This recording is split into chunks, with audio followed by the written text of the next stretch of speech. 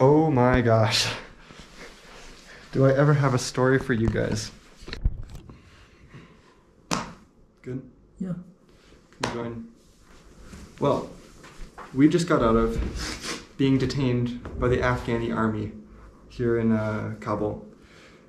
There's a lot that goes into this story, but it took about 7 hours. 7 hours, 8 hours, yeah. So let me take you all the way back to the beginning. So literally minutes before this all happened, I was filming, walking down the street, talking about, oh, Afghanistan is the most hospitable country. It's so nice. It's so, you know, people are so nice here. Okay, we're leaving the market now. As worried as you might feel in Afghanistan, and as worrying as Kabul might seem, it's really reassuring to see so much hospitality here. So, and turned off the camera, and Shubham was walking behind us, and a security guy came up. First I thought that he's some random guy, and he said okay, and I said hi, hello, everything is okay, and he said show me your passport. I said why the fuck I'll show my passport to you, to any random people? Then I said, hey, I think okay, I think so he called over for me I called our friends like. And so we came back over, and the guy pulled out his credential that he's with the Afghani army, the Afghani police. And this guy is like wearing like a huge gray dress like this, and a scarf wrapped around over his head, and just like super cold eyes, like beaming eyes. And then he confiscated our passports, and he's asking a whole bunch of questions, checking, you know, the visa and everything. And then he took our friend's phone, and he confiscated our cameras. And he told us we have to go to the police station. We have to go to the, like, there's no choice. And so then they started walking us over to the street, and we were trying to explain, like, hey, you know, like, we're just tourists, you know, like, we're not doing anything. There was no problems. We weren't doing anything. And then we got to the street, and they like commandeered a vehicle. They just pulled over like the first vehicle, and they told him, hey, this is official Afghan business, official like army business, and you need to take us right now to the police checkpoint. And so there was 6 of us that all crammed into a car, 4 of us sitting in the back seat, and they're questioning us as we keep driving to it took about 20 minutes to get to the army checkpoint, and we show up there, and it's just like a complete like machine gun turrets, like a whole bunch of like pickups outside with machine guns, everyone standing outside with M416s and everything. And the commander comes outside, and they're questioning us, a whole group of like 20 Afghani army guys. And they're telling us, no, you have to come inside, we're investigating this, like we're investigating you. And they took us inside, like through the jail, and then up into the commander's office. And we stayed up there for about 4 or 5 hours. Beside like checking our passports, and like we have a valid visa, everything. I mean, they gave us the tourist visa, so like we weren't doing anything wrong. They were calling everybody. They were calling everybody, and when I say everybody, like they were calling not only the United States Embassy, the United States Regional Security. They called I think they called the CIA at one point as well. But then for him, of course, they called the Indian Embassy, and they called the top guy in all of the intelligence in Afghanistan. Army people too, so it was just like it turned into a huge deal. So he also called, I remember he was the chief of the CIA of like something like CIA of Afghanistan, I don't know what they call it, I think CID, the chief of CID, and we talked with them a lot of times. Yeah, and they're telling us that you can't leave because this is official investigation now. And as it kept unraveling, they were telling us that basically that not only did they need to make sure that, you know, we weren't the problem, like that we were here legally and all this kind of stuff, but they said it was also for our security, because they needed to know that we were here. You know, an interesting side note is that, like, if anybody comes to Afghanistan, like nobody comes, Afghanistan is not a tourist country, let me tell you this right now, but if anybody comes, like, they almost always come with a guide, and this is a great underlining of why that is an absolute necessity here. It's not even a question. When we were in Mazar-i-Sharif, we were talking to some of the guys at that hotel. That was a big guarded hotel, but they were saying that in the last 8 years, they've only seen 4 foreigners. Anyway, so after calling the embassy and everything, the United States Embassy responded quicker than the Indian Embassy. I'm sorry. Actually, they responded much faster. So the commander actually used to be the head of the security for the US Embassy in Kabul. And so they called the embassy, and the embassy was right back within, like, I'd say probably 15 to 20 minutes, something like that. They called the commander directly, and so we're using the commander's phone talking with everything, and they were patching us into the. First off, they made me talk. They patched me into the regional security, like the embassy's security office, and they put us up with the people at the top of that office, and it was like a whole conference call of them meeting at the embassy, and they're like, "Hey, Brayden, like, like, hey, where are you at right now?" And we're like, "We're being detained right now." And the commander's just standing there, and he's a huge, imposing guy, like 6 feet tall or something. He looks like a total warrior. I don't know how better to describe him. But, and they're like, they're getting all my information, my name, date of birth, passports, everything. And they're like, "Man, Brayden, like, what are you doing here, man?" Like, you're lucky that you're there and everything. And so basically they're saying, like, the guy that I was talking with was saying, like, I understand, like, that you're traveling and you're adventurous, and you've been to a lot of places, He's like, I used to travel a lot, and I used to travel in Afghanistan like 10 years ago, but now this situation has deteriorated so badly that this is a really bad idea, Brayden.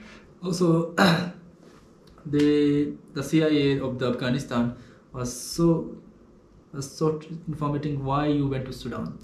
They were checking our Sudanese visa like 15 times. Lucky for us, we like to go to crazy places. So yeah, our passport is stamped with a whole bunch of other crazy countries. And they asked me when obviously we look like spies or something. Iraq, why went to Sudan 5 times in the phone call, like Sudan. I said, just tourist. I can't explain that I'm a tourist. How can I explain that I'm a tourist? Yeah. And after they disconnected me with the security people, then they sent me up with the U.S. Citizen Services here. And they're like, "Brayden, like you should probably leave the country like as soon as you can. It's extremely unsafe to be traveling here." Because basically what the crux of the problem is that the problem wasn't that we were filming or anything. The problem isn't that we're walking around. The problem isn't that we're here itself, the tourists. But the problem is they're saying that kidnapping is such a huge problem here. That the guy at the security office was telling me, like, this is my job. That specifically I work on things like kidnappings. He said right now that there's 2 Americans that are currently being held, and of those 2 Americans, like, they're doing everything they can to try and find them, but just nothing. One of them they think is probably dead because he probably died while they were holding him, and the other one they just have no leads on at all, and like they've been gone for years. And so he was saying that the problem is, it'd be equally bad if we were driving around, the countryside, like straight into a Taliban checkpoint. But even in the city, like even in Kabul is supposed to be like a super secure city. I mean, like heavily guarded. I don't know about like safe or secure, but just heavily guarded. And they're saying that it's not just like the Taliban that are going to kidnap you, but it's so many other layers of like criminal organizations or insurgents or anything, and even just criminal organizations that see an Indian and American, and they'll kidnap you, and then it sends you off into a chain. A side note is that the other day we were talking with one guy that was very familiar with the Taliban, and he was telling me, like, nonchalantly that right now the going price for kids is $700,000. For Indians, the going price, current 2021 value, is $2 million. And for Americans, $2.2 million. 2.2? Yeah. You're raising it. They said 2. He said 2. No, it was 2.2. And for Americans, he said it's 2.4 to 2.7 million. So we have a combined net worth of almost $5 million. So you're saying that that inherently is the problem, and so they're basically saying, like we're investigating this because it's not only like because we need to know, but it's also for your security, because this is a huge problem. Anyway, so being at the embassy and everything, they were expecting that the embassy would send like a convoy for both of us to come and talk with us, and they'd take us back to the respective embassies. But even the United States embassy didn't want to go into that territory, and so everything was over the phone. And long story short, then at the end of this whole interrogation, they gave us back our passports, and actually, despite being detained and everything, there was still a lot of Afghani hospitality. There was still a bright side, but they're still just letting us sit in the commander's office, and they're bringing us tea, and it was pretty nice. And they're offering, hey, do you want food? Do you need water? Let us know because we'll bring it to you. But the long story short then was that at least for me, the U.S. embassy then told me like it's extremely unsafe to be here, Brayden. Like you you should probably get out of the country like whenever you can, like as soon as you can. But also the problem with flying nowadays, traveling during COVID, is that you need a COVID test. So obviously we can't just hop on the first flight out like we potentially could. Anyway, so then the U.S. Embassy told me you need to go stay at a safe hotel or whatever, update us, and get set up on that flight and everything, and let us know when you're safely out of the country. That's literally what they said. Let us know when you're safely out of the country. We need to know. And then for Shubham, like I said, the United States Embassy was actually pretty quick in responding and pretty quick on top of things. By the time that I had everything sorted out with all the embassies, then the Indian Embassy finally called him. I think it was actually through the CIA, or like the Afghani CIA office, the head guy that started rolling things. And the Indian Embassy was actually a little bit more strict than Shubham. The long and short is that I don't want to say they were yelling at him, but they were pretty agitated with them, like what are you doing here? Like, Afghanistan is not a tourism country, you know, like we know they gave you the tourism visa, but you shouldn't be traveling there and everything.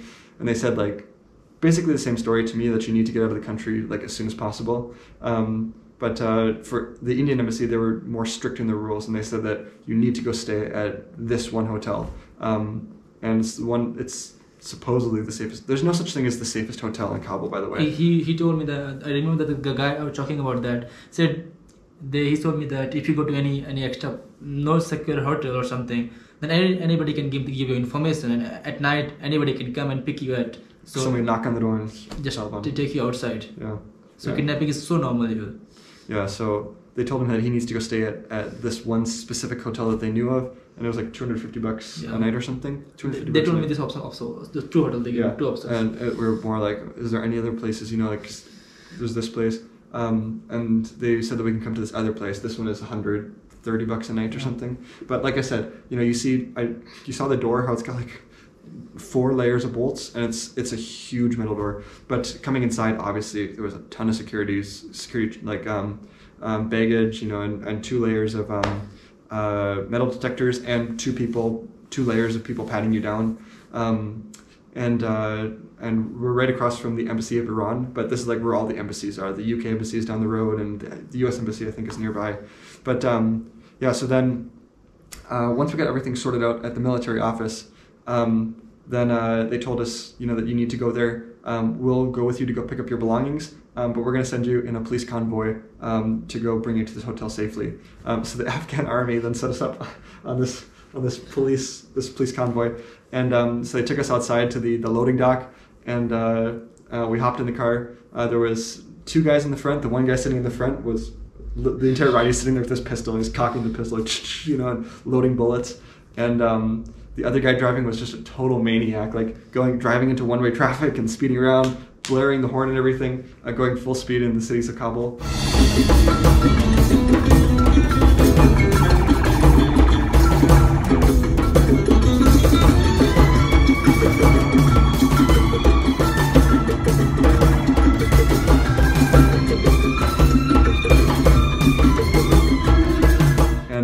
And then sitting on the back, there's 2 guys sitting in the back of the pickup with full masks, and these guys were totally decked out.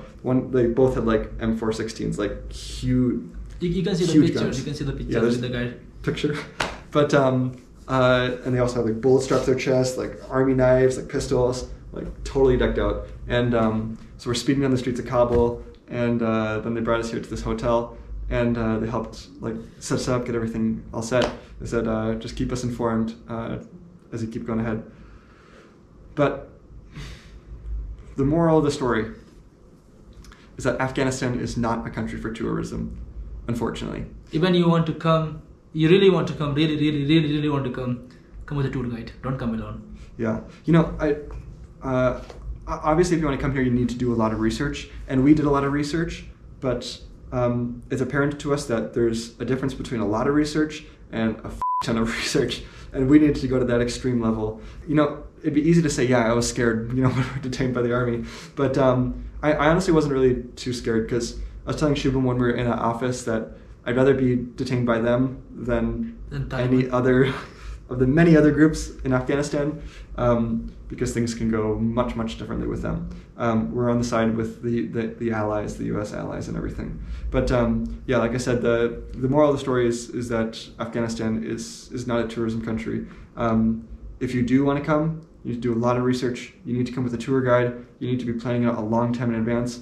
Even the U.S. Embassy, like the official website, even the Indian, beside all the security warnings and all that kind of stuff, in the preparation, like the things for preparation, it's like, of course, you have like your hotel booked, have a reputable tour guide, set up all chains of contact, all your family, friends, all the embassy needs to know, and then also one of those important things, it says that you should draft a will before you come to Afghanistan, in the case that you die. At first we saw that and we were like, make a will, but maybe apparently it's necessary. Yeah, talk about your friends and family that if you die, where should your grave or something. Yeah, like it's... Talk about your property, talk about your car, yeah, you want to give me. Everything I'll plan for if you die. But I